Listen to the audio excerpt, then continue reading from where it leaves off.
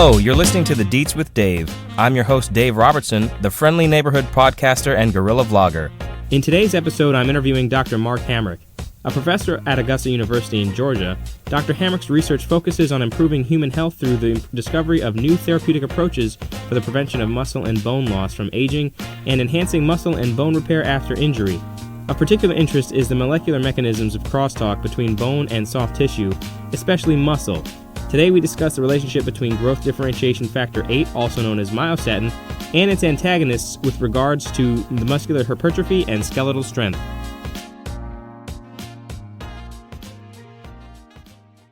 But before we get into the meat and potatoes, I was curious, how did you end up doing research or get into the field of, of what it is that you do? It's not every day you end up learning about muscle proteins and breaking mice's legs and So how about you tell a little bit about yourself?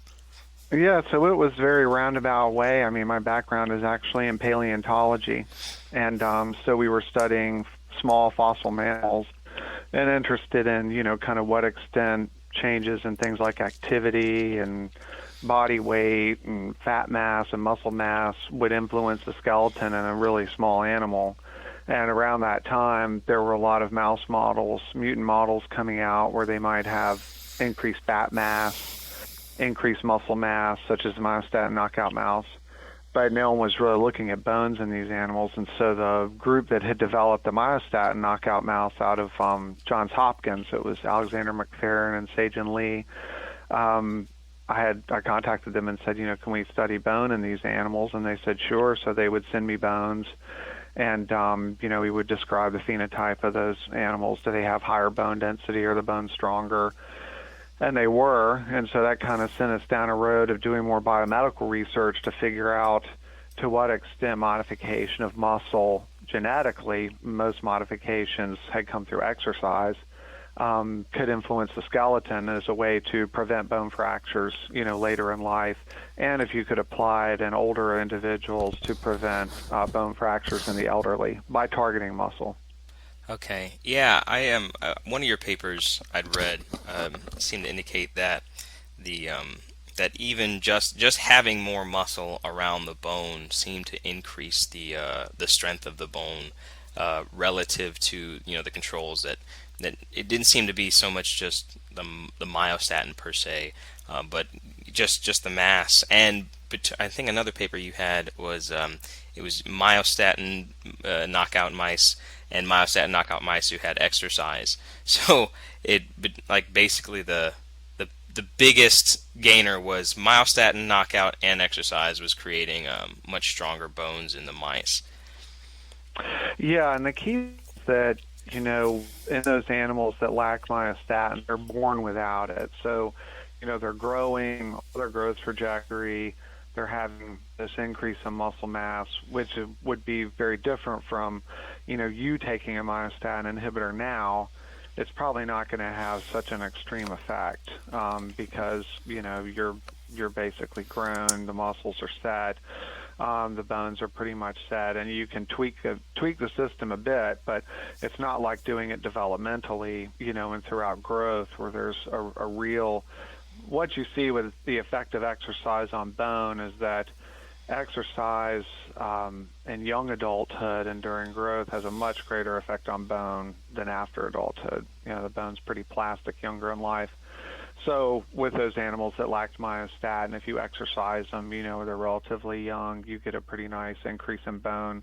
And you're right, just the increase in muscle itself will increase bone size.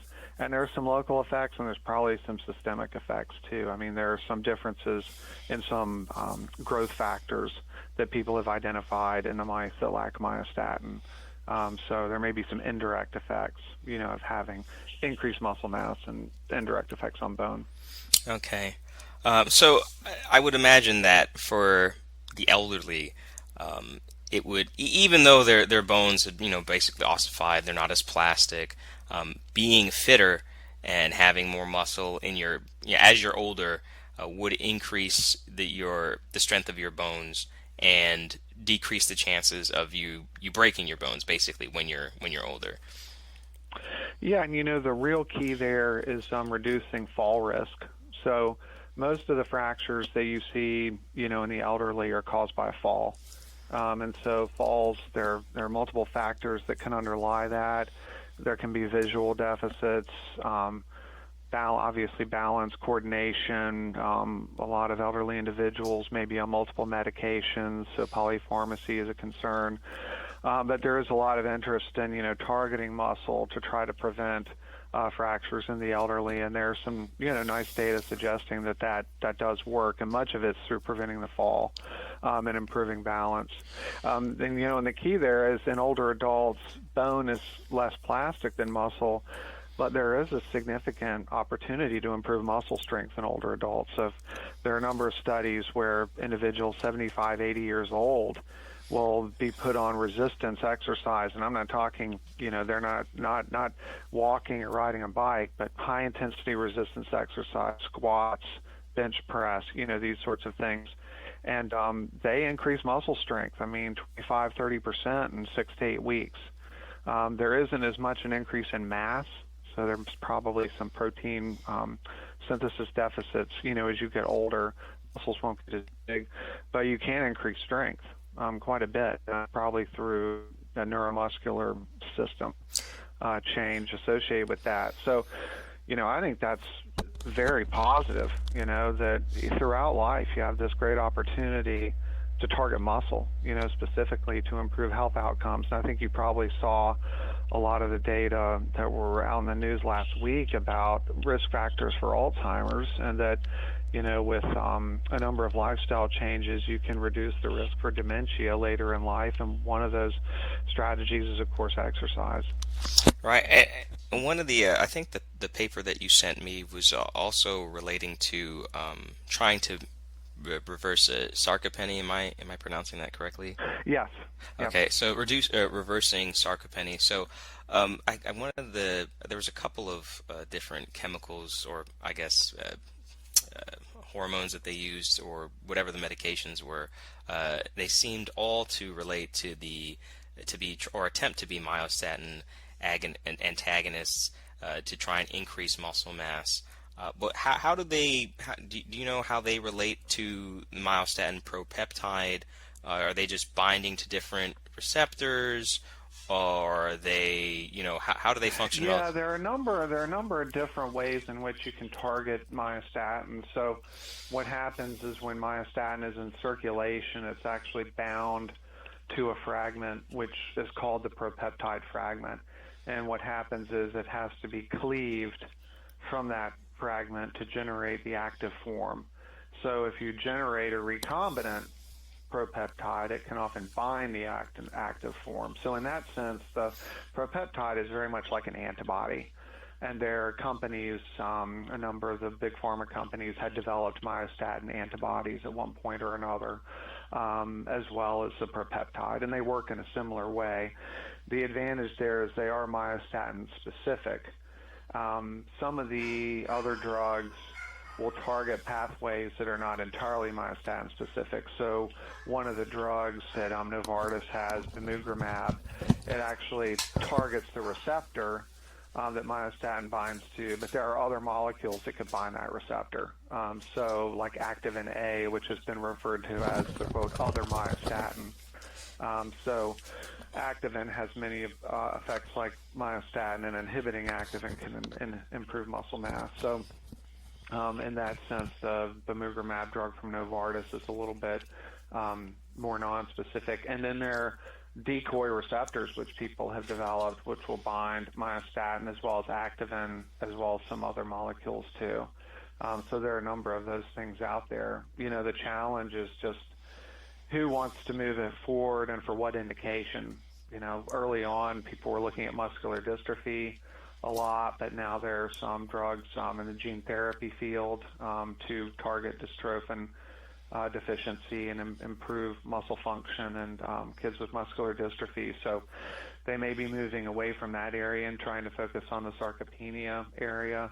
The problem with sarcopenia is that there are studies showing a lot of older adults there actually isn't a lot of myostatin expressed. So you're trying to inhibit something that isn't really that abundant. So there may be, other strategies or other molecules like activin that might be better targets. Okay.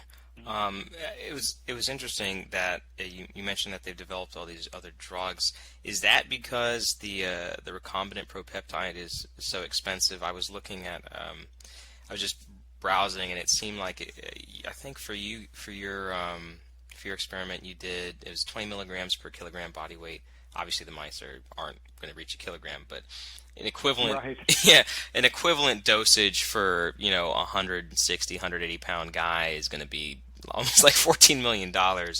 So is that more of trying, are those companies trying to like just reduce the costs, or No, I mean, most of these large molecules are pretty expensive to produce. I think they're trying to produce drugs that are going to give a stronger response. So there had been a initial clinical trial that I believe Lilly or Pfizer did using a myostatin antibody. And for several of the outcome measures, they didn't see the changes that they wanted to see. I mean, I think they saw some improvements in things like that were related to muscle power, like climbing stairs and that kind of stuff. But they didn't see any change in bone. I don't think they saw much of a change in mass. So something like the Novartis drug, the bimugrumab, since it targets multiple molecules, it produces a greater response. So you will get, because it's hitting both activin and myostatin, and possibly other molecules, you probably get a greater response. But even they ended up not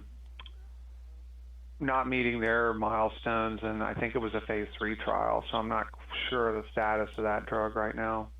okay? I'd actually I think in the paper it said that they'd had like a 2% increase on average between the subjects for the bimugrumab. Is that how you pronounce it? Yeah, Okay. yeah. Does that another one of the I guess muscular antagonists that I'd seen pop up in some papers was a GDF11. It didn't seem to have a more friendly name, but what does yeah, because I know myostatin is a growth differentiation factor 8, but there was no like normal name for growth differentiation factor 11. So what is No, there isn't, and its sequence homology is like 98% to myostatin, so they're very similar in molecular structure. I mean, the interesting thing about GDF11 is there's a group at Harvard that had published some studies showing that GDF11 is actually an anti-aging factor. The group at Novartis, who actually had developed bimugrumab, has since written a number of papers indicating that that's not the case, that GDF11 functions much like GDF8, which would make sense because you have such a similar molecular structure. So there's still, a lot of confusion about the function of GDF11, and I guess one of the questions I had is if it has such a sequence homology to myostatin, how would it function differently? What receptors is it binding to that myostatin is not? Because they both seem to bind the same receptor. okay?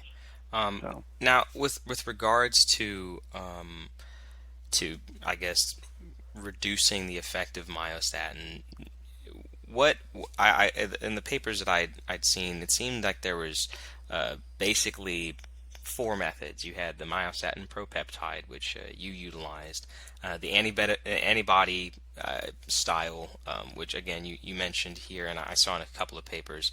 I guess there was also the adeno-associated viral vector, where I guess they attempted to reduce myostatin expression within musculature. And then I guess there's something called follistatin, or yeah, that also seems to act as a myostatin antagonist. Which one? They all seem to have pretty similar results, but as far as a pharmacological standpoint, which one I guess is the safest and I guess the cheapest? Because propeptide, again, $14 million for a human-sized dose. Yeah, and you're going to run into that producing a lot of these recombinant proteins. Now, the advantage in terms of safety is that the antibody and the propeptide are specific to myostatin, so you're not going to have a lot of off-target effects. Something like follistatin or decoy myostatin receptor bind multiple factors. So follistatin can bind activin, follistatin binds myostatin, follistatin will bind other what we call bone morphogenetic proteins. So I think you might run into, a risk of some off-target effects there. But with aging, there is some evidence that, follistatin may be changing and declining. So if that's the case, maybe you could envision almost like a hormone replacement therapy with some doses of follistatin, to maybe preserve some muscle and bone function. Now, in most of the papers that I read, it seemed to indicate that myostatin, at least in any type of myostatin antagonist, seem to only cause hypertrophy and not hyperplasia. Is there any type of method to, in addition to reducing the presence of myostatin, maybe including, like I guess whatever the mouse equivalent of HGH would be, or adding stem cells to, if you're creating an environment in the muscle that's conducive to muscular growth by reducing the presence of myostatin, and then you are also encouraging, you're adding new cells and then having a general growth hormone, would that cause hyperplasia in the muscle, or are you still looking at just the muscle fiber increasing in size? Generally, in adults, you're just looking at the muscle fiber increasing in size. So you're just looking at hypertrophy. Now that said, when you take older adults, and I'm talking about 75 or 80, and they're performing resistance exercise, and they're getting stronger, but they're not getting a huge amount of hypertrophy, it's telling you there's probably something else going on.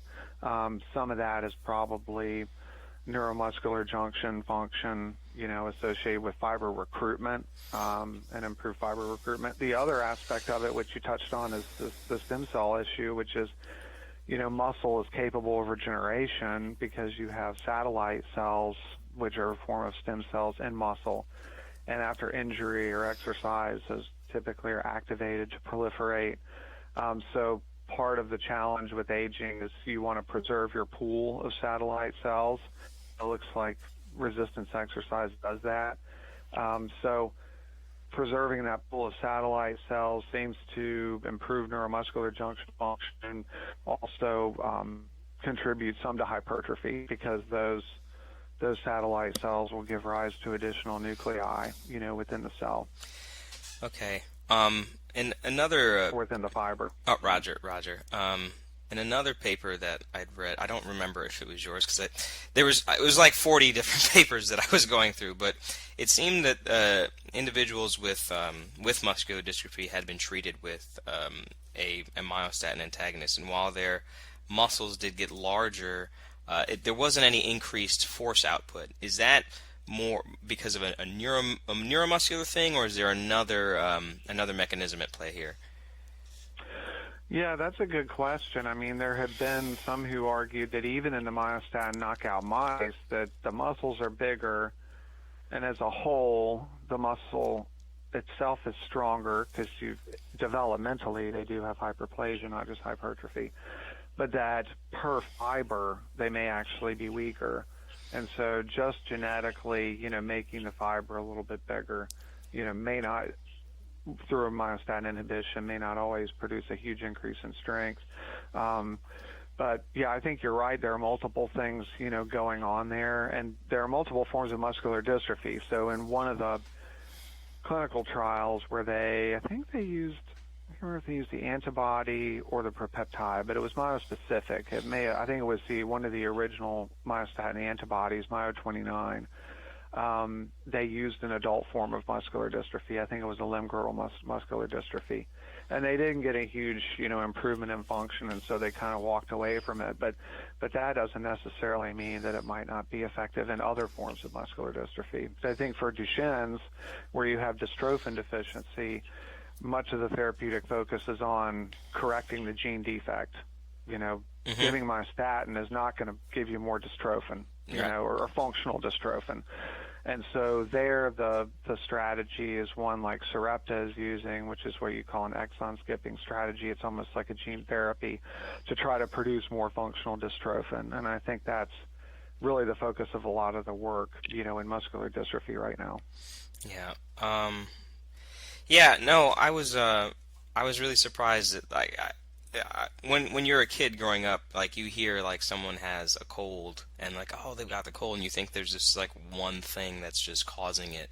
But as you grow up, you realize that, or at least I've come to realize that when someone really what's being described is a set of symptoms, and it can have any number of causes. It's just, your muscles are wasting away. It's muscular dystrophy. Is the cause genetic? Is the cause, some protein imbalance, et cetera, et cetera, et cetera.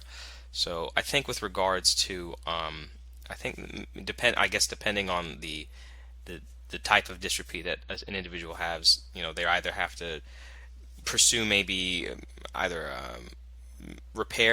some type of repair to the muscle, maybe a gene replacement that reduces the myostatin so that they can build more muscle, in addition to stopping whatever's causing their muscles to be destroyed. Yeah, that's at least what I figured out. Yeah, and I think, and I can't remember if in the paper I'd sent you they talk much about this, but the two cases of targeting muscle we've discussed, or sarcopenia, muscular dystrophy. The loss of muscle mass is a real problem in the critical care setting with things like burns, cancer-related muscle wasting, or cancer cachexia, okay, muscle yeah, wasting with HIV.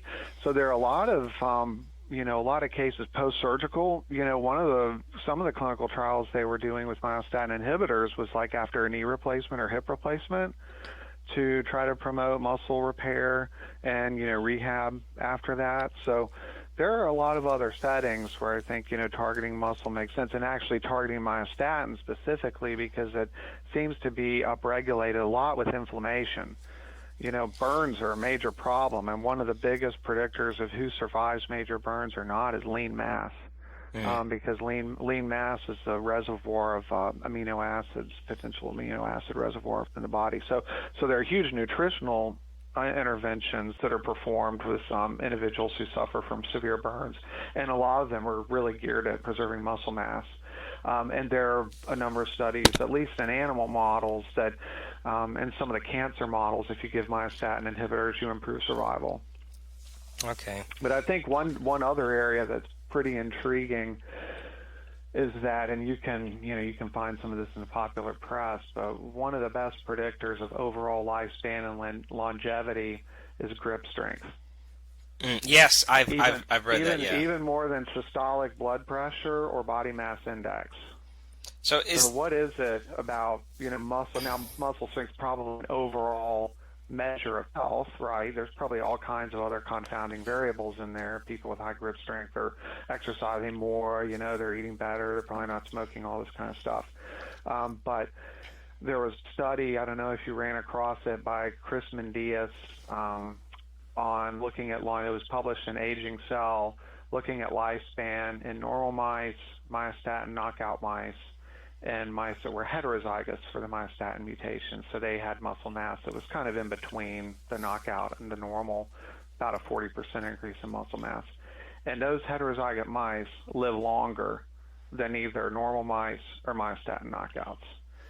And so, what is it about having that increase in muscle mass, not as much as a knockout mouse, but just kind of in between, that confers some sort of longevity benefit? But it's consistent with what you see now, in a lot of these gerontological studies, where things like grip strength, regular resistance exercise are promoting, longevity, which is also, I think, another good argument for why, things like resistance training later in life are really key.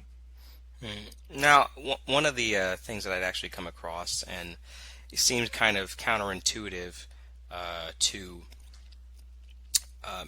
giving someone something that reduces the amount of myostatin in their body, was that I guess some, like in the spines of some mice that had been either given of the propeptide or had the knockout gene, there's advanced disc degeneration and decreased strength of the tendons.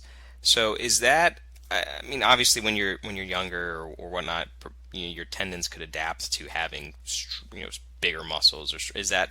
But is that more because the muscles are bigger and just exerting more force, or does myostatin actually play a role in protecting the tendons and the soft tissue that in between the bones, possibly not just discs, but the ligaments and the caps, like your the oh shoot, what is it? The cartilage in between your knees and whatnot. Right, that's a good question. I mean, I think in those a lot of those studies were done, in those myostatin knockout mice. So from the get-go, when they're born, they don't have any myostatin at all. And what we had seen is that myostatin is kind of pro-fibrotic. So if you block myostatin, you get less scarring, after muscle injury.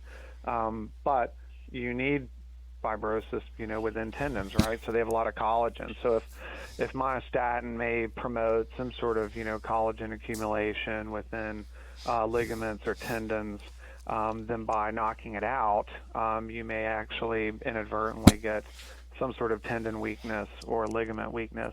And that does appear the case. I mean, the same group, the Mendius group that had done the longevity study, had done an earlier study on ligaments and tendons and shown they were weaker. And we went and tried to validate that and animals here, and we found the same thing, and it was a completely different strain on a different background strain. So I think that's real, but knockout model, and that's not necessarily comparable to what would happen if you or I, were taking myostatin inhibitor today. Our tendons and ligaments are pretty well set the way they be, and we may alter fibrotic accumulation a little bit. You wonder if it might impair tendon healing. If you're on a myostatin inhibitor, that would be a good question to look at. But a lot of that, fibrotic accumulation, it gets remodeled, as you recover and exercise. Yeah, that was one of the things I was thinking about when I was reading. If just looking at the pathways that you could treat, muscle wastage or muscular dystrophy. If you give someone a myostatin blocker and they get all this muscle mass, they can just come off the blocker and then just exercise and keep the muscle mass, and maybe their tendons will be okay. If you're looking at an antibody or a gene that's not knocking it out in your muscles permanently, I would imagine that would give a much more long-term effect, but also put you at risk for other issues relating to your tendons or your ligaments or your joints. That's at least. I mean, I'm not a scientist, so I was just, I know you've done a lot of background on myostatin. That's great. Yeah, well, Now, what got you interested in that field? I was. Have you heard of Wikipedia? Yeah. Yeah, I just got stuck in a Wikipedia hole, and I saw this ginormous. Yeah, I saw this giant cow. I guess they call them Belgian blues. Yeah. And I was blues, like, yeah. what in the Lord? What is this? Like a cow so muscular they have to have C-sections. And then I just got down the rabbit hole, and I was like, wow. I was looking at all these papers, and I got blown away. Whereas they're saying you gave these mice 20 milligrams per kilogram body weight, and they had a 20% increase in muscle mass. And it's like, good Lord, like And then I'm looking at the people who did the study. I'm like, oh man, this guy's in Augusta, and I'm in Augusta. But yeah, that's great. Well, in doing all this reading, did you see the paper on the Whippet racing dogs? Oh yeah, the bully whippets, yeah, those. Yeah. So the cool thing about that study is when they track the genotypes of all these racing dogs, it's the ones that are heterozygotes that are the fastest. The bully whippets are slow. The regular whippets are fast, but they're not as fast as the heterozygotes, which, that combined with this longevity study showing that the heterozygous mice tend to live longer probably tells you that there might be some natural selection for diminishing myostatin to a certain extent. You don't want to knock it out entirely, at least in the mice that are total knockouts. They actually have some heart enlargement. But you don't see that in the heterozygotes, so they're is probably kind of a happy middle ground, between the two, where you improve performance, these dogs that are super fast, and then maybe have other, health benefits. Yeah, I was. It also seemed to. Now, one of the things I was curious. Have there been any gender specific studies? I read one that seemed to indicate that overall men, or let me say not men, but male mice, and it would appear that the same in humans produce less myostatin than female mice. Has there been any more research done on that as to why males produce less myostatin? I mean, it obviously isn't the sole source of muscular sexual dimorphism in humans, but Sure. I mean, there is some interaction with testosterone, because when we compared the effects of the knockout in males and female mice, the female knockouts show an increase in muscle mass of about 40%. In the males, it's closer to 75%. Okay, So you get that's a a much huge. more dramatic. It's almost twice as much. Yeah, you get a much more dramatic phenotype in the males than you did in the females, at least in the background strain that we had. Yeah. Now, could that be also just because of? I mean, you've got less myostatin, more anabolic muscular hormones in the form of testosterone in male mice, and just as males across mammals tend to be, they're more active, they would get more quote exercise. Is that a possible reason why the male mice were so much bigger? I don't think it would. I think it's more of a hormonal interaction, because it happens pretty soon after birth. I mean, these things, even when they're pretty young, you can see the difference, and there's really no difference in activity or diet or anything like that. So you've probably got some interactions with sex steroids in some way. Okay. Interesting. Now, Well, I have to run to a meeting in about a minute or so. So let me know if there's any other things we can chat about to wrap up. No, that's perfect. This is just over 30 minutes. I really appreciate your time, Dr. Hamrick. Oh, sure. Yeah, happy to chat any other time in the future.